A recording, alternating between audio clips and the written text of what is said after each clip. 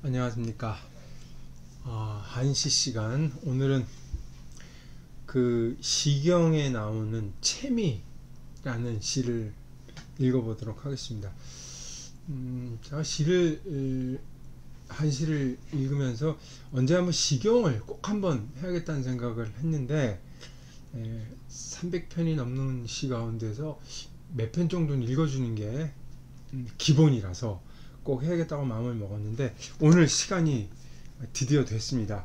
좀 길긴 한데 찬찬히 한번 읽어보도록 하겠습니다. 채미 시경에 나오는 시죠. 이게 이제 내자 8구 그 다음에 6장으로 되어 있습니다. 6장 시가 좀 긴데 편의상 한 장 읽고 해석하고 한 장 읽고 해석하고 기록하도록 하겠습니다. 채미 미역 작지 왈귀 세역 막지 미실미가 허면지고 불황개거 허면지고라. 첫 번째 1장이죠. 1장. 채미 미역 작지 고사리를 캐네. 고사리가 돋아나는구나. 이거 싹이 난다는 뜻이죠. 제가 이 동그라미 친 것들은 일종의 다 이 허사들입니다. 허사들. 왈귀 세역 막지 돌아가야지 한 해가 저물었으니. 이 막자는 이제 보통 우리 점을 못자라 그러죠. 이렇게 이건 묘자네. 묘자. 뭐라 그러죠? 점을 못자 그래서 이제 모로도 보는데 막자하고 못자하고 있는 통일됐습니다. 세월 한 해가 저물었구나. 미실미가 허면지고 이 실은 가족이고 이건 이제 집이죠. 집. 미는 이제 무의 뜻이죠. 무. 가족도 없고 집도 없으니 허면 때문이로다. 여유롭게 편히 앉아 있을 수가 없으니 허면 때문이로다. 이렇게 되는 거죠. 요 개자는 보통 이제 요렇게 써서 이제 옛날 사람들이 이걸 괴로 읽었어요. 지금 개라 괴로 읽었는데 요거랑 같은 글자를 봐서 이렇게 무릎을 꿇는다 그렇게 보는데 뭐 무릎을 꿇는다는 뜻이 아니고 여기서 이제 책상 다리에 편안히 앉아서 있는 거죠. 그럴 겨를이 없다는 거죠. 허면 때문에 있게 되는 거죠. 이건 1장인데 일단 시에 대해서 약간 좀 설명을 좀 드려야지 될 것 같습니다. 이제 시경이라 그랬는데 사실 경이라는 명칭은 이제 한나라 때에 유학이 성립이 되면서 오경이라고 해서 이제 다 경자를 붙이기 시작하죠. 뭐 시경, 역경, 서경. 근데 옛날에는 이렇게 부르지 않았죠. 뭐 시, 서, 역, 춘춤 이렇게 불렀어요. 다. 근데 높이면서 경이라고 불렀죠. 근데 그 역 같은 경우는 뭐 주역, 그리고 그 서경 같은 경우는 상서. 그래서 다른 명칭이 있는데 시는 보통 명사로 쓴 시하고 겹치기 때문에 뭐 시경이라고 부를 수밖에 없죠.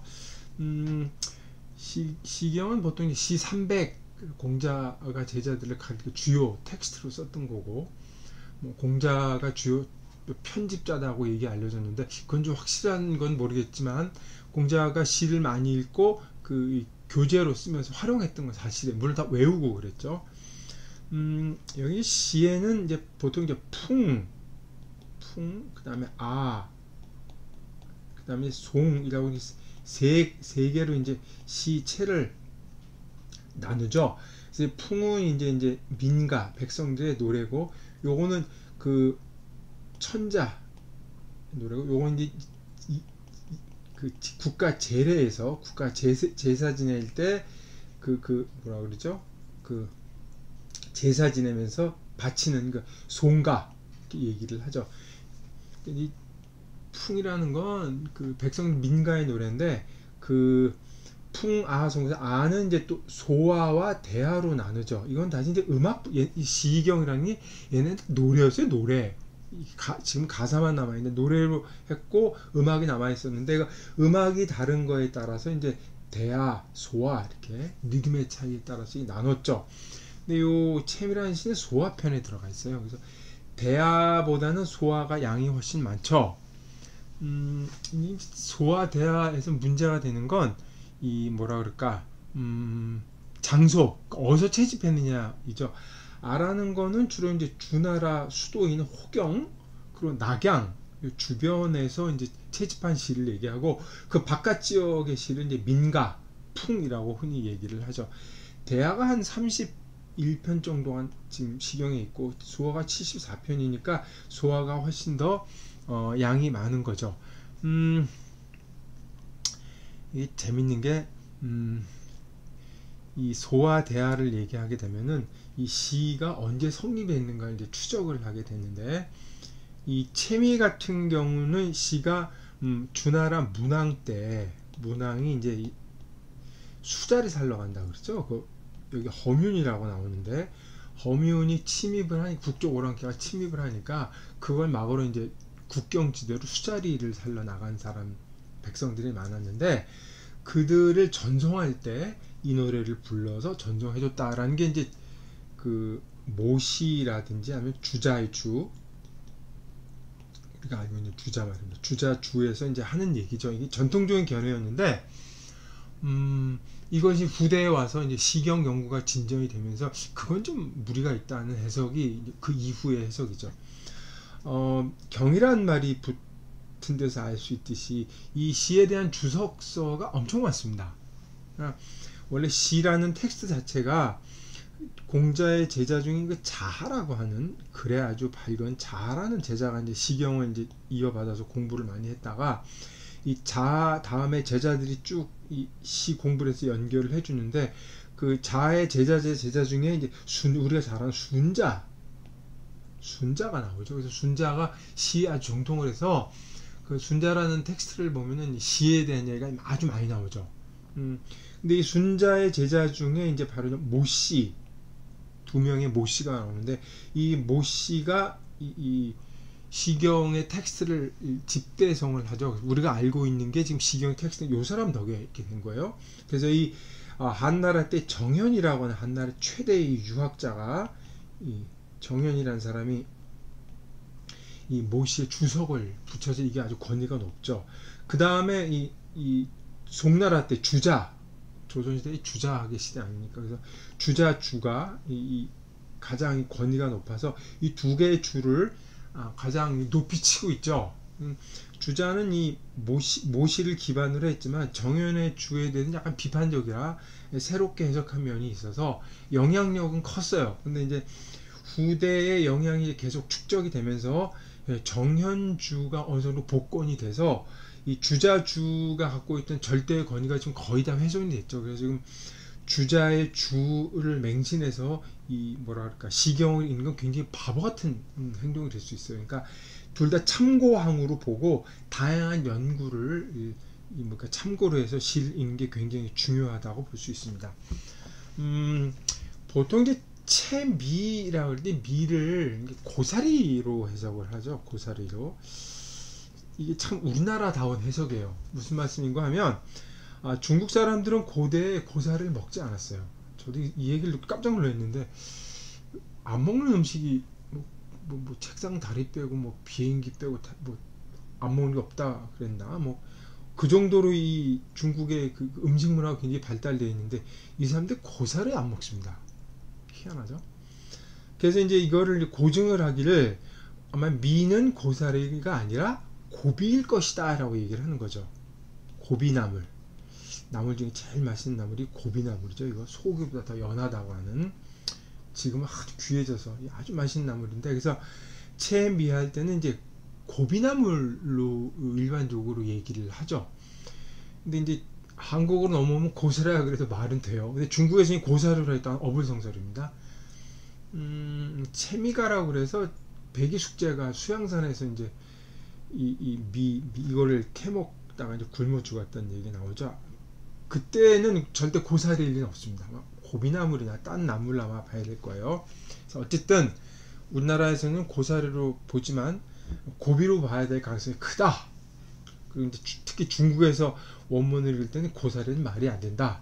그거를 이제 기억해 두실 필요가 있겠습니다. 여기 보면 채미 미역 작지 그랬는데 이 뭐라 그랬죠? 그 시경이 있다면 꼭 나오는 말이 있어요. 비라는 게 있고 부라는 게 있고 그 다음에 이제 흥이라는 게 있죠. 흥. 요거는 이제 시의 일종의 작법이나 수사법하고 비슷한 건데 그 시경에 있는 그 나오는 시는 다 요거 세 개로 이제 해석이 될 수 있습니다. 비는 말하자면 비유예요. 직유와 은유를 다 포함한 비유법이죠. 여기 이해하기가 쉽습니다. 부는 직접 서술하는 거니까 이것도 어렵진 않아요. 이 흥이 문제인데 흥은 요즘 말로 하면은 뭐라 그럴까요? 자유연상 정도가 될 수 있습니다. 그러니까 어떤 사물을 보고 그 사물로 인해서 잠재됐던 어떤 생각이 촉발되는 거죠. 그러니까 이 시는 이 미라고 하는 고비라고 하는 그 나무를 보면서 그 지난 시절의 어떤 기억들이 촉발이 된 겁니다. 시에 보면 흥이 아주 많죠. 그러니까 이 미라는 게 어떤 사물이 와도 가능해요. 나무가 와도 되고 뭐 꽃이 와도 되고 그 나무를 보면 그 나무에 엉켜있던 기억들이 탁 연상이 되면서 시를 탁 읊는 거죠. 그래서 이제 시에 보면 흥이라는 게 아주 많은데 이게 이 뭐라 그럴까 인간의 어떤 그 기억 잠재되어 있던 어떤 그 생각들 이런 것들이 뭐에 의해서 촉발돼서 탁 얘기하게 되는 것. 이건 수법이기도 하지만 실질적으로 어떤 인간의 심리 작동 메커니즘이라고 볼 수가 있죠. 그러니까 이 시의 화자는 이 봄날 막 돋아나는 미라는 나무를 보면서 자기가 수자리 사러 갔을 때 어떤 기억이 탁 환기가 된 거죠. 그렇게 되는 겁니다. 여기 미역 작지에서 역을 뭐 미도 나물도 돋아나는구나 이렇게 얘기를 하기도 하는데 이 역을 허사로 보기도 하고 허사로 보지 않기도 하는데 그러니까 다른 봄이 돼서 다른 그 만물이 다 돋아나는데 미 역시도 돋아난다 뭐 그런 의미도 봐도 되지만 해석할 때는 그냥 나물이 돋아난다 뭐 이렇게 봐도 무방할 것 같습니다. 그리고 지는 여기 이제 지금 사원이지 않습니까? 네 글자로 된 건데 이 시경을 공부할 때 사람들이 이제 비교적 어렵다고 느끼는 것 중에 하나 이제 진입장벽이 좀 있는데 그 진입장벽의 까다로운 것 중에 하나 허사 문제가 있어요. 허사가 다량으로 쓰고 있는데 그 허사가 아주 다채롭게 쓰고 있습니다. 그래서 이제 이게 과연 허사인가 할 수 있는 것들이 곳곳에 튀어나오기 때문에 그것 때문에 좀 당황스럽지만 그건 이제 조금만 익숙해지면 금방 읽는데 방해가 안 되기 때문에 너무 어려워하실 필요는 없을 것 같아요. 여하튼 뭐 고비를 캐네 고비나물이 돋아났구나 봄이 됐죠. 돌아가야지 이제 이 사람이 지금 고향을 떠서 어딘가 밖에 있다는 얘기예요. 돌아가야지 세월이 또한 저물었구나 이렇게 되는 거죠. 한 해가 저무는구나. 지자도 이 운을 맞추게 이렇게 썼죠. 미실미가 허뮨지 고로다. 이게 이제 허뮨 내가 이제 집도 이 수자리 살러 변방에 와 있으니까 집도 없고 가족을 떠나서 아무도 없는데 그건 바로 허뮨 이 오랑캐 놈들 때문이구나. 편안히 쉴 겨를도 없구나. 오랑캐들 때문이다. 이렇게 얘기를 하는 거예요. 여기서 허뮨이라고 나왔는데 이 당시의 오랑캐를 지칭하는 말이었죠. 이제 통상적으로 이제 북적이라고 얘기를 하죠. 북적. 뭐 동이, 서윤, 남만, 북적, 동서남북 사방에 있는 그 이민족들, 오랑캐들, 그러니까 농사를 안 짓고 정주 생활을 하지 않는 그 유목민들을 이제 오랑캐라고 얘기를 했는데 특히 북쪽을 이제 허뮨, 북쪽에 일파가 오랑캐가 여럿이 있었는데 그걸 통칭해서 북적이라고 그러고 그 중에 대표적인 게 허뮨이었죠. 이게 주나라 때는 이제 춘추전국 시대 주나라 때는 허뮨이었다가 진나라하고 한나라 때 가면 허뮨이 뭘로 변합니까? 흉노로 변하죠. 흉노로 이제 변하고 이것이 이제 수나라 당나라 때 오면은 돌궐로 이제 명칭이 역사적으로 바뀌죠. 그러니까 허뮤는 이제 중국을 역대로 그렇게 괴롭혀왔던 중국 기준에 의하면 그 사람들이죠. 허뮤 때문에 내가 이 고생을 하고 있고 집을 떠나서 괴로운 생활을 하고 있다 라고 이제 1장에서 얘기를 한 겁니다. 2장을 한번 보겠습니다. 채미 미역 유지 왈귀 심역 우지 우심열렬 제기제갈 아수미정 미사귀빙이라. 2장입니다. 채미 미역 유지. 1장에서 유자 하나가 바뀌었죠. 고비를 캐네. 고비가 부드럽구나. 아까는 막 돋아났고 요건 이제 좀 자란 거, 시간 경과를 나타내는 거예요. 돌아가야지 마음에 근심이 있구나. 우심열렬 제기제갈. 근심스러운 마음이 열렬. 이건 진짜 문자 그대로 타오르는 겁니다. 이 화염, 이 불처럼 맹렬하게 타오르는 거죠. 너무 이제 근심이 심하다는 얘기죠. 이 불이 나오니까 몸이 뭐가 돼요? 이 배고프고 목마르다. 너무 갈증이 심하고 이 긴장 상태고 괴로우니까 갈증 나고 목이 마르고 배도 고프고 그렇구나. 아수미정 미사귀빙이라. 내 이 술자리 변방에서 이 병역의 의무를 완수하느라 수자리 사는데 수자리가 미정 정해지지 않아서 안정되지 않아서 사람으로 돌아가는 사람에게 고향으로 가서 가족들에게 안부를 묻게 할 수가 없구나 이렇게 되는 거죠.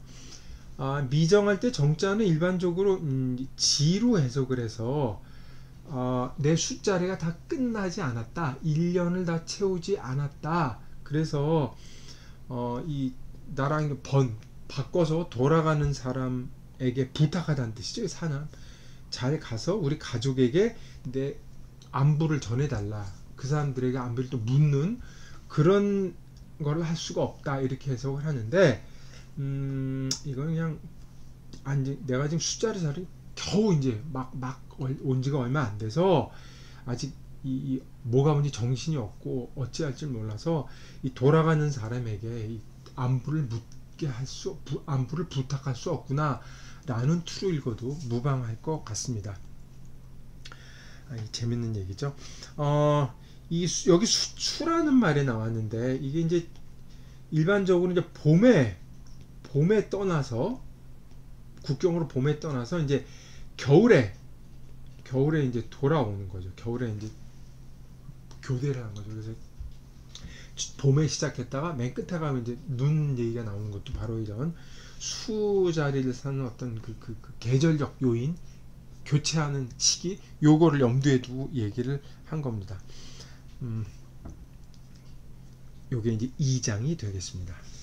3장을 볼게요.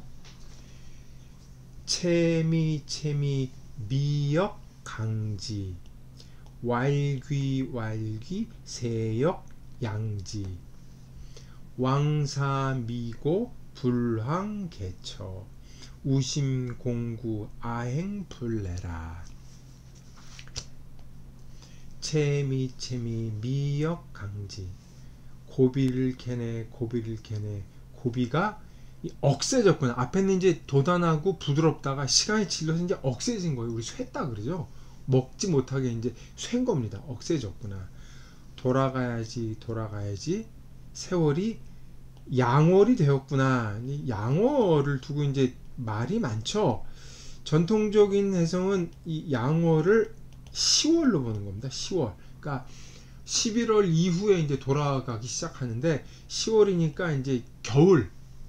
북방이니까 겨울이 시작되는 계절로 봐서 일반적으로 요거를 이제 10월로 얘기를 하는 게 전통적인 해석이죠. 모시나 주자의 주도 다 10월로 보는데 이제 그 이후의 연구자들은 요거는 이제 4월이나 5월로 보기도 합니다. 지금 말씀드린 하력이에요. 하력, 하나라 칼렌더 시스템으로 얘기하는 겁니다.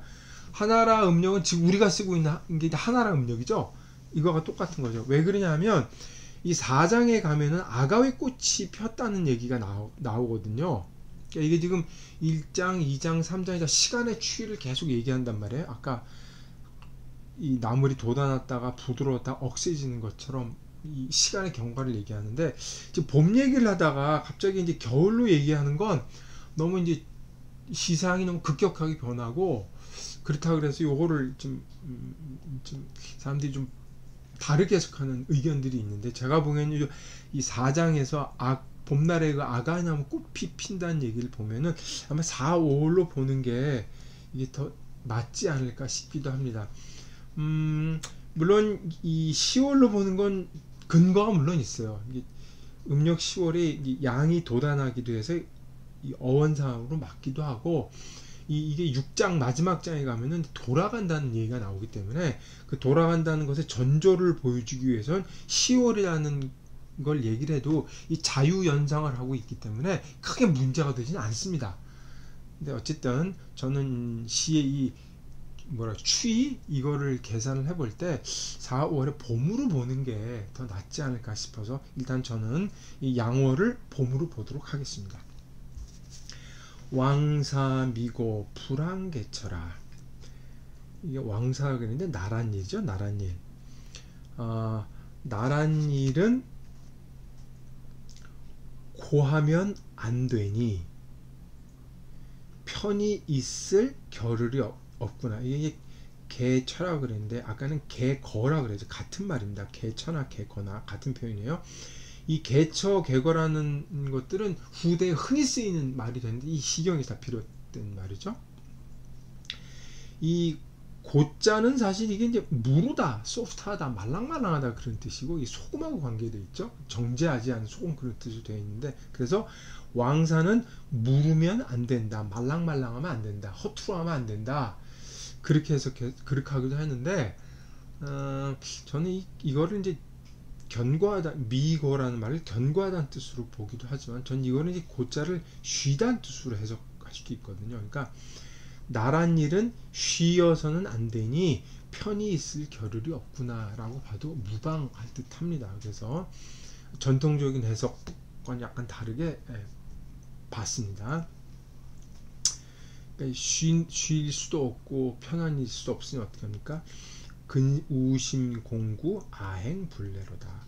근심스러운 마음이 공자 매우, 이건 이제 구자가 병들 구자인데 매우 아파서, 매우 괴로워서, 근심스러운 마음이 아주 괴로워서 내가 여기를 떠나, 이거는 돌아가다는 뜻입니다. 집으로 돌아가다. 집으로 돌아갈 수가 없구나. 그 얘기를 하는 거죠. 이 공구라는 표현, 우심공구 자체가 이거 성어처럼 거의 쓰이는 말인데, 우심이니 공구냐는 말이 성어처럼 쓰이는 것도 여기 이 구절에서 쓴 말이 이루어진 거죠. 여기까지가 이제 3장까지가 끝인데, 이 3장은 이제 전체 6장에서 크게 단락을 하자면 이제 1단락이 이제 하나 끝나는 거죠. 이건 전체적으로 3장은 모두 이 회역이라 그러죠. 회고하는 겁니다. 내가 그 어디죠? 그 수자리 살면서 변방에 있을 때 그 돌아갈 집을 생각하면서 얼마나 이 애처롭게 그리워하고 가고 싶어 했는지 몰라 하면서 현재에서 과거를 회고하는, 전체가 회고하는 투의 이 수자리의 괴로움을 테마로 회고하는 내용이었습니다. 4장을 보겠습니다. 피이유하 유상지화로다. 피로 사하 군자지거로다. 융거기가 사모업업 기감정거 1월 3첩이로다.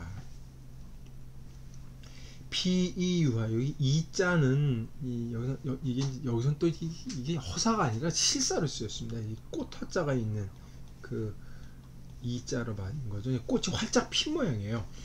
적이 활짝 꼽힌 것은 무엇인가? 이 유자를 이제 이 시자로 보기 위해서 영어로 말하면 비동사 같은 걸로 해석하기도 하고, 많은 경우 지금 유자가 허사이거든요. 허사처럼 보기도 하는데 전 이게 애매해서 이게 중간에 이렇게 표시해 놨습니다. 피로 사, 이것도 마찬가지죠. 문배가 유자와 사자를 바꿔 쓴 거죠. 그래서 이게 허사일 가능성이 높은데, 여하튼 저기 활짝 핀 것은 무엇인가? 상지화라다. 아가위 나무의 꽃이로다. 그래서 보통 이제 상체라고 이제 얘기를 많이 하는데, 이 시교에 보면 이제 이 채, 그다음에 두, 이거 시제목이 있는데 이게 아가위 나무라고 얘기를 해요. 봄에 피는 나무, 아가위 나무가 꽃핀 것이로다. 여기서 이제 아까는 나무를 보고 이제 상상이 됐었는데, 여기서는 이제 그 아가위 나무를 보고 이제 탁 사고가 촉발이 난, 이것도 흥이죠. 흥이 탁 나온 거죠. 이 로자는 저 길은 무엇인가? 저 할 때 로자는 이거죠. 로자. 이게 이제 이건 윤거죠. 전투용 전차. 윤거. 저기 큰 수레는 무엇인가? 군자의 수레로다. 저기 전차는 무엇인가? 군자가 타는 수레로다. 이렇게 되는 거죠. 이 시경이라고 하는 것이 민간, 그러니까 백성들의 노래란 말이에요. 백성들이 이제 노동을 하면서 아니면 부르는 노래이기 때문에 표기 방법이 없었죠. 근데 이제 뒤에 이제 이 관리들이 백성의 노래를 들으면서 이제 표기를 한 거죠. 그러니까 노래를 문자로 고정시킨 거죠. 그러니까 지금 우리는 문자만 남았기 때문에 글자를 보고 해석하긴 하지만, 옛날 사람들이 이걸 다 귀로 들었을 거란 말이에요. 그리고 가사도 그거에 맞게 이제 어떻게 했을 텐데, 지금은 고정된 형태로 남아있기 때문에 사실 원형이라고 볼 수는 없는데, 그 원형이라는 거 있는지도 그렇긴 하지만, 여기서도 이제 그래서 이 해석이 좀 애매모호하거나 여러 사람이 이제 다르게 해석이 나오는 것도 그런 표기상의 문제가 있기도 하고, 이게 노래이기 때문에 조음소, 리듬을 맞추기 위해서 허사들이 이렇게 많이 들어간 거죠. 여기에 이제 익숙하지 않아서 아까 말씀드렸다시피 시가 좀 까다로워 보이는 겁니다. 아가위 나무에서 피를 받았고, 이제 옛날에 이제 전쟁의 기억이 떠오르는 거죠. 저 수레는 무엇인가? 군자의 수레로다. 여기서 군자는 도덕적 의미가 아니라 뭐래요? 장수들, 그 당시에는 귀족들이죠. 귀족들은 수레를 탔으니까 군자의, 귀족들의 수레로구나. 윤거기가 사모업업. 아까 이 로라 그랬죠. 이 전차에 말을 매니 네 마리 말이 웅장해 보이는 거죠. 크고 씩씩하고 훌륭해 보이는 거죠. 원래 이제 수레에는 네 마리 말이 끌도록 되어 있죠. 여기 보면 이제 여기 군자라 그래서 이제 귀족들이 수레를 이 전체를 탔고, 소위 있는 평민들이죠. 사마법이라고 하는 그 옛날에 뭐라 그럴까요? 군사에 관련된 책에 보면 윤거라 그러고요. 병거라고 보통 얘기를 하죠. 병거, 군사에 쓴, 옛날 전차전이었으니까 병거 한 대 1승이라 그러죠. 병거 한 대에 어떤 인원이 이 배정이 되느냐에 대해서 이제 기수라는 게 보이는데, 병거 한 대에는 말 4필이 이제 수레를 끌고, 갑사 10명이 붙습니다. 이때 갑사라는 건 갑옷을 입은 사람들이에요. 이 갑사가 흔히 말하는 군자인 거죠. 이 갑사가 10명인데 여기서 3명은 이 수레를 타죠.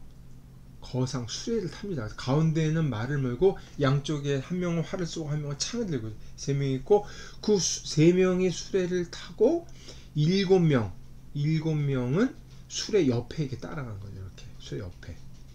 요게 이제 군자라는 것이고, 그 다음에 소인들은 여기에 15명이 붙습니다. 15명은 보병이에요. 보병. 보병이 붙는 거죠.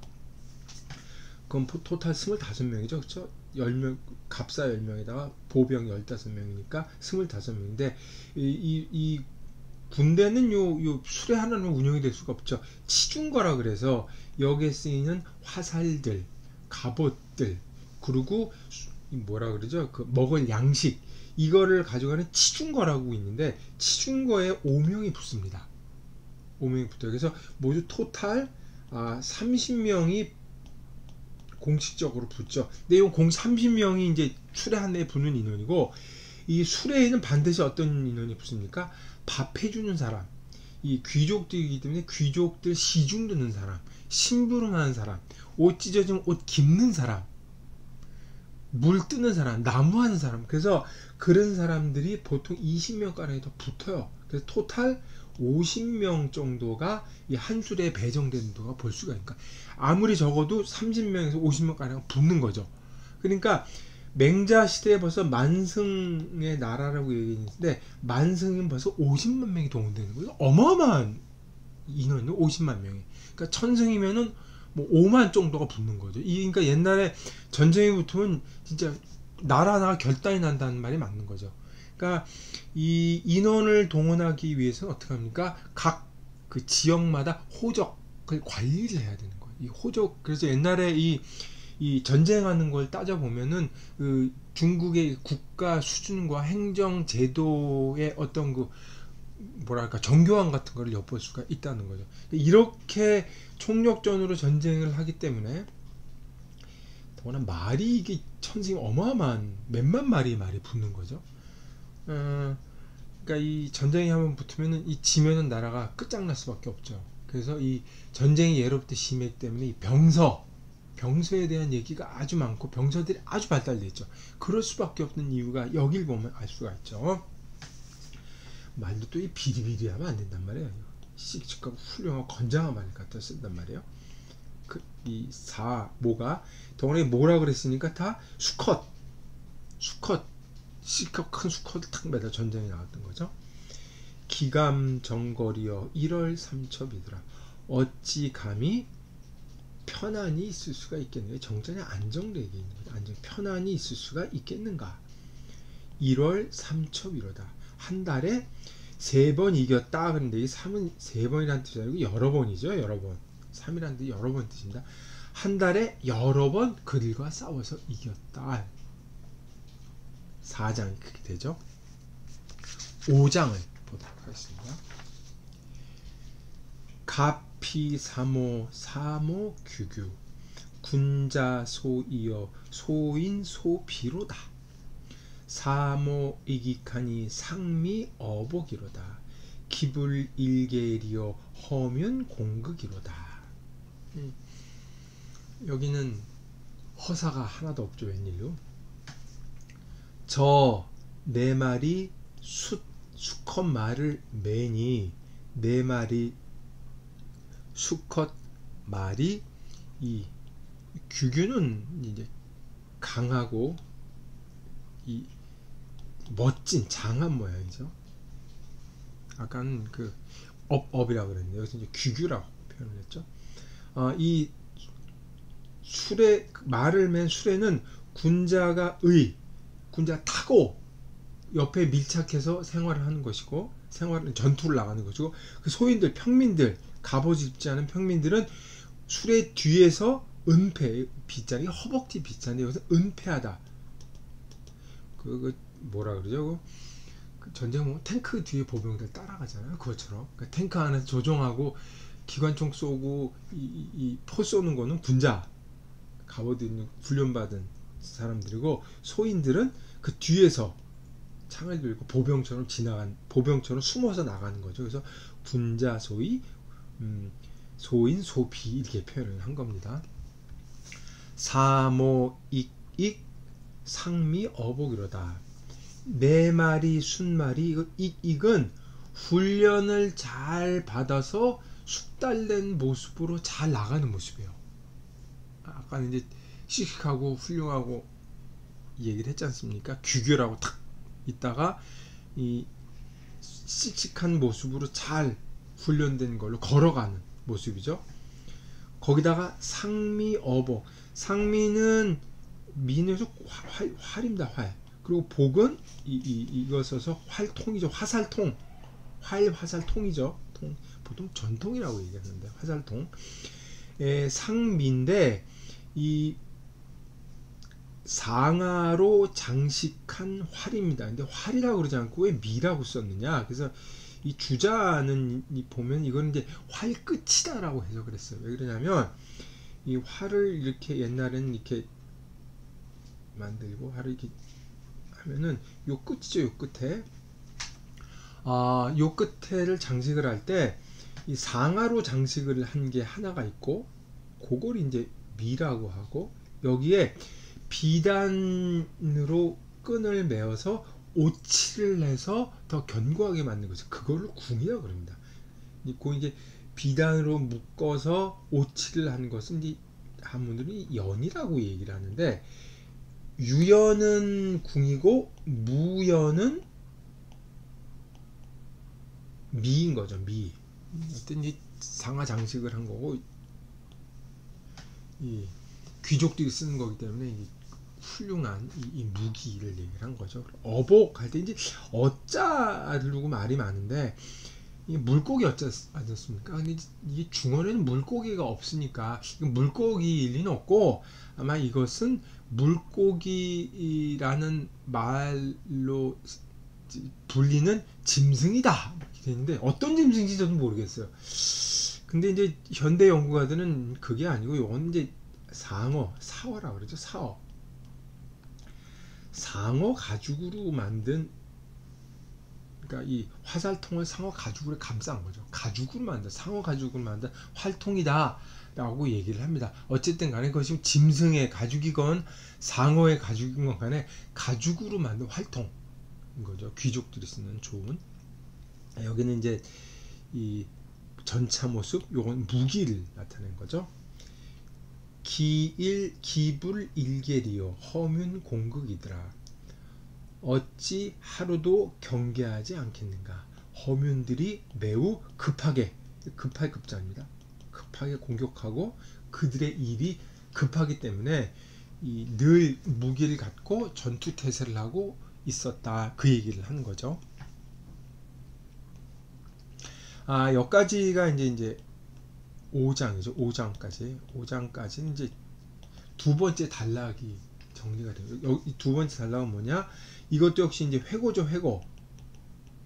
무슨 회고입니까? 전투의 기억입니다. 전투의 기억. 옛날에는 거기 갔을 때 이놈들이 쳐들어와서 내가 이런 전투를 했었지 하는 매일 앞에 3장까지는 돌아온 고달픈 마음을 얘기했고 여기서는 전투를 해서 또 수고로움을 얘기를 한 게 두 번째 단락이죠. 5장까지입니다. 그리고 마지막입니다. 서가왕의 양류의 금아래사 우설 비비 행도지지 제갈제기 아심상비 막지아해로다. 옛날에 내가 왕 수자리살로 갈 때에는 봄날 버두나무가 의는 무성했다는 뜻입니다. 버두나무가 무성하다는 얘기죠. 무성한데 이제 무성한 버두나무가 바람에 흔들리는 거죠. 내가 옛날 수자리살로 떠날 때는 버드나무가 무성하더니 지금 내가 이 사이는 돌아가는 거죠. 내가 지금 집으로 돌아갈 때는 눈이 펄펄 날리는구나 그런 얘기죠. 이 우자가 여기서 동사가 쓰였어요. 우자가 동사, 눈이 나린다는 거. 눈이 펄펄 내리는구나. 갈 길이 지지는 멀다는 뜻입니다. 갈 길이 멀어 목마르고 배가 고프구나. 내 마음이 슬프고 괴로운데 아무도 내 슬픔을 모르는구나. 모를 것이다. 이런 얘기를 하는 거죠. 이게 이제 마지막 이제 자기가 돌아가면서 돌아가는 현재의 처지를 얘기한 것이라는 걸로 이제 해석을 하죠. 그래서 6편이 이 이 시 전체에 주안점이 놓여져 있고 이게 핵심이라는 거죠. 그러니까 6장이 돌아가면서 지금 처지를 얘기하고 나머지 1장에서 5장까지는 돌아가기 전에 수자리 생활을 하던 때를 기억하면서 쓴 것이다라는 게 시의 전체적인 구조가 되겠습니다. 여기 내자도 보이고 뒤에도 이제 그 돌아갈 때 행도 지지할 때 돌아갈 때를 얘기를 하는 거죠. 이 마지막 6장에서 이 4구 있죠. 서가왕의 양류의 금아레사 우설비비 사자도 이제 허사가 되겠죠. 요 네 구절이 이 가장 유명한 뭐라 그럴까 구절이기도 하고 사람들이 이 시를 아주 뛰어나고 얘기하는 게 바로 이 부분이죠. 명나라의 왕부지라고 하는 왕선산으로 아주 대단한 사람인데 흔히 말하는 뭐 우리가 대유 뭐 통유 그러는데 이 사람은 뭐 속된 말로 안 본 책이 없고 그 책에 대해서 그 다 기록을 어마어마한 기록을 남겼죠. 안목이 근데 그 상당히 높습니다. 이 역에 대해서도 밝았고 특히 역사에 대해서 아주 높은 안목을 가졌는데 시를 보는 안목도 이제 만만치 않았죠. 이 사람이 이 시에 대해서 한마디를 했어요. 석아왕의 양류의 금아레사 우설비비 이런 얘기를 했어요. 처음 이 내구는 마지막 장이 내구 이 내구는 봄날에 양류의라고 하는 즐거운 광경이죠. 락경 즐거운 광경을 통해서 자기의 슬픔을 얘기했고 이 좋은 봄날 수사에 떠나니까 아름다운 경치를 보고 슬픔을 얘기했고 뒤에 나머지 두 구절은 이 겨울에 눈이 펄펄 나있는 이 슬픈 광경을 통해서 집에 돌아가는 즐거움을 얘기했다. 그래서 사람으로 하여금 슬픔과 기쁨의 감정을 더 느끼게 만든 뛰어난 수법이라고 얘기를 했어요. 기가 막힌 견해입니다. 훗날 시인들이 이런 수법을 하려고 그렇게 애를 쓰는데 그것을 너무너무 자연스럽게 백성들이 자연스러운 감정으로 얘기를 했다는 거죠. 이 왕부지 같은 사람이 이 시를 안 보기 정말 대단한 겁니다. 예술적 효과가 강렬하다는 거예요.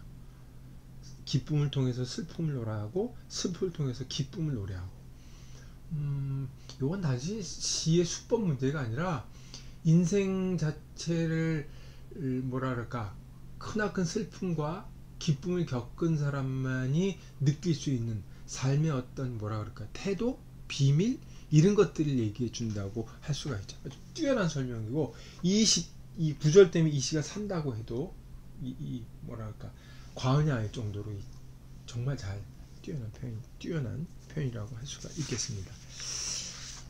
자, 이 시에 대해서 한번 얘기를 다 읽었으니까 시에 대해서 한번 얘기를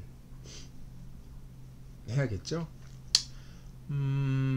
통상적으로 이 시는 채미 시는 백성의 고달픔, 괴로움 그거를 말하는 시라고 이해가 됩니다. 사람들이 그렇게 이해를 하고 그렇게 설명을 하고 다 그렇게 얘기를 하죠.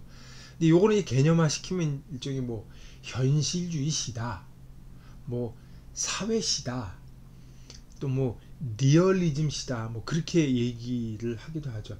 여기서 이제 조금만 발전이 되면 후대 이제 에민시라고 에민시라고 얘기도 하기도 하죠. 뭐 리얼리즘 시, 뭐 사회 시, 현실 시, 뭐 이런 것들은 이제 시사에서 굉장히 중요한 시의 그 한 갈래이기 때문에 이 시를 공부할 때 빠뜨릴 수가 없는 그런 거죠. 이 에민시로 들어가면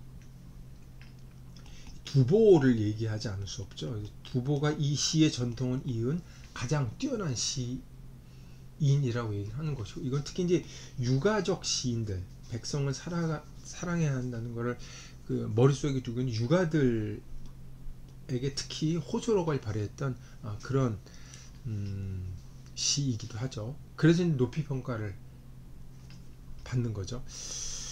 근데 말입니다. 이 시를 좀 더 읽어보면 에민신이 리얼리즘신이 현실주의신이라는 말이 틀린 게 아니라 그것보다는 좀 더 복잡한, 뭐랄까, 복잡하고 좀 더 깊은, 또 하나는 심오하고 쉽지 않은 문제가 도사리고 있다고 저는 생각을 해요.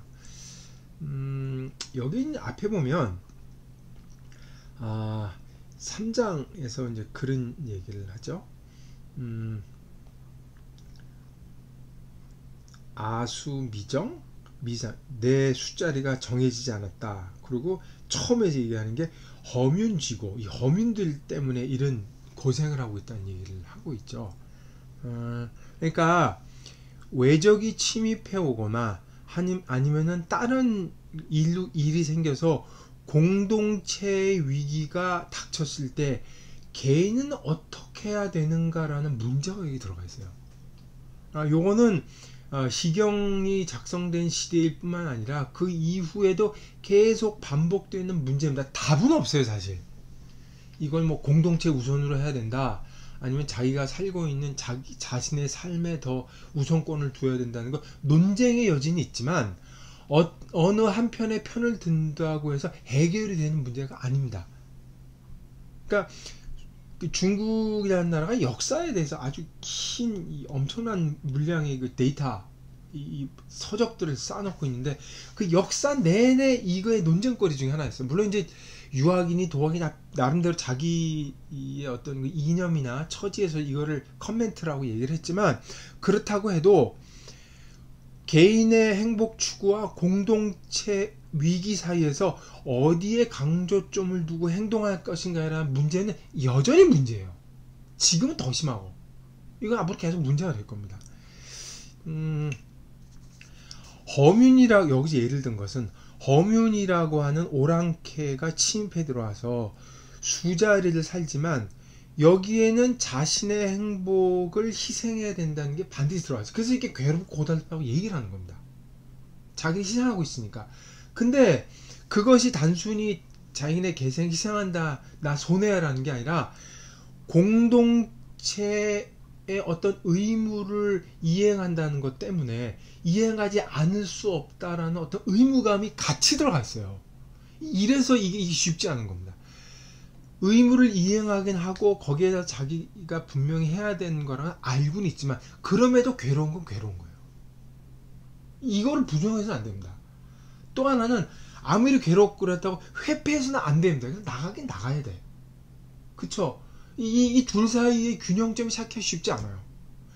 문학이 정말 놀라운 건 요 두 개의 모순 사이를 정확히 짚어낸다는 거죠.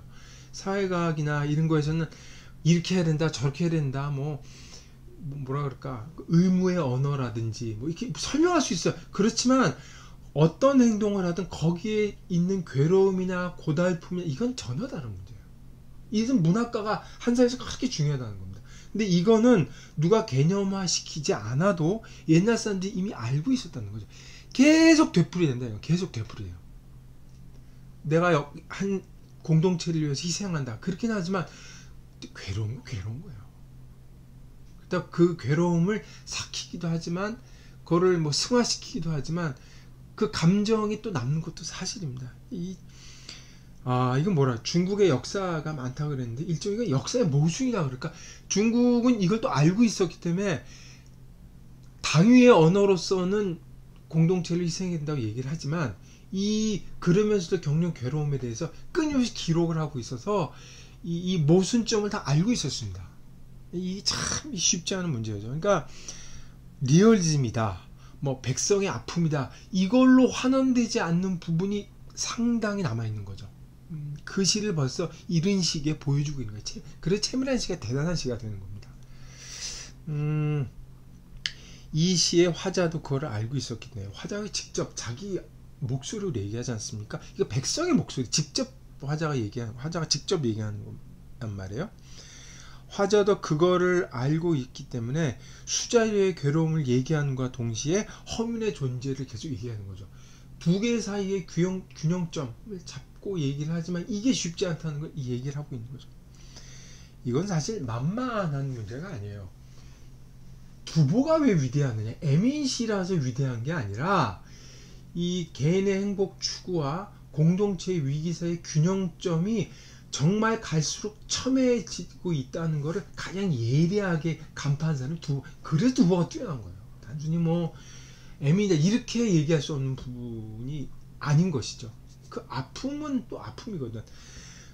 그래서 그거를 첨예하게 인식하고 가장 잘 시로 형성한 사람이 두보입니다. 그런 두보의 괴로움, 그게 역사의 모순이기도 하고 인간사의 어떤 가장 밑바닥에 자리 잡은 본질적인 괴로움이기도 하고, 그런 두보의 어쩔 수 없는 깊은 마음을 또 알아챈 사람이 왕한석이에요. 이게 참 대단한 사람들, 그래서 훌륭하다고 얘기를 하는 거죠. 뭐라 그럴까요? 뭐 제가 이렇게 얘기하면 좀 개념으로 얘기하는 게 별로 아름답진 않지만, 이 역사라고 하는 현실과 윤리라고 하는 어떤 그 당위 사이에는 큰 간극과 모순이 있다는 걸 이 뛰어난 문학 작품은 늘 우리에게 전해주고 있습니다. 어느 한쪽이 휩쓸리는 순간 사람은 이상해지는데, 그래서 문학한 사람들이 늘 중간에서 상대방한테 양측에서 다 공격을 받고 괴로운 처지 있을 수밖에 없는 사람들이죠. 그게 원래 문학가입니다. 그런 시가 이런 시경에서 이런 시기부터 있어 왔다는 것. 그래서 이 시가 아주 귀하고 훌륭한 시가 됩니다. 자, 그럼 1장부터 한번 시를 읽어보고 마치도록 하겠습니다. 자, 채미 미역 작지, 왈귀 세역 막지, 미실미가 허면지고, 불항개거 허면지고, 고비를 캐네 고비가 돋아나는구나. 돌아가야지 한 해도 다 저물었으니, 가족도 없고 집도 없으니 허면 때문이라네. 편히 앉을 겨를 없으니 허면 때문이라네. 채미 미역 유지, 왈귀 시력 우지, 우심열렬 제기제갈, 아수미정 미사귀빙. 고비를 캐네 고비가 부드럽구나. 돌아가야지 마음이 근심스럽구나. 근심스러운 마음 타오르니 배고프고 목마르구나. 내 수자리 편치 않아 돌아가는 이에게 안부를 묻게 할 수 없구나. 채미 미역 강지, 왈귀 세역 양지, 왕사미고 불항개처, 우심공구 아행둘레. 고비를 캐네 고비가 억세졌구나. 돌아가야지 한 해가 양월이 되었구나. 나란 일 다 끝나지 않아 편안히 있을 겨를이 없네. 근심스러운 마음 매우 괴로워 나 떠나 돌아갈 수 없구나. 피이유하 유상지화로다. 피로사하 군자지거로다. 윤거기가 사모어법, 기감정거 1월 삼척이로다. 저 무성이 핀 것은 무엇이더냐. 아가위나무 꽃이로다. 저 큰 수레는 무엇이더냐. 군자의 수레로다. 전차에 말을 메었으니 내 말이 웅장하구나. 어찌 편안히 있겠는가. 한 달에 여러 번 이겼도다. 가피사모 규규, 군자소이 소인소비로다. 사모이익 상미어북이로다. 기불일계리요 허문 공극이로다. 내 말이 말을 매니 내 말이 건장하구나. 군자가 기대는 곳이요 소인이 숨는 곳이로다.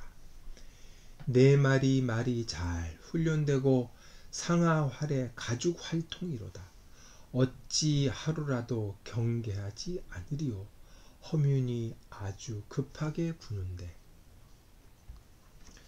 서가왕의 양육의 금아레사 우설비비 행도지지 제갈제기 아심상비 막지아에로다. 옛날 내가 떠날 때는 버드나무 하늘거리더니 지금 내가 돌아갈 때 눈이 펄펄 날리는구나. 갈 길이 멀어 목마르고 배고프구나. 내 마음 아프고 슬픈데 아무도 내 슬픔 모르리라. 여기서 화자가 뭐 우심, 괴로운 마음, 뭐 슬픔, 비애 이 얘기를 하는 것도 아까 제가 말씀드렸던 의무와 자기의 그 괴로움 사이에 어떤 것 의무적으로 해야 되지만 괴로움도 있고 괴로움도 있지만 의무를 수행해야 하는 그 마음자리가 편치 않기 때문에 근심이라고 표현한 걸로 읽어야 될 것 같습니다.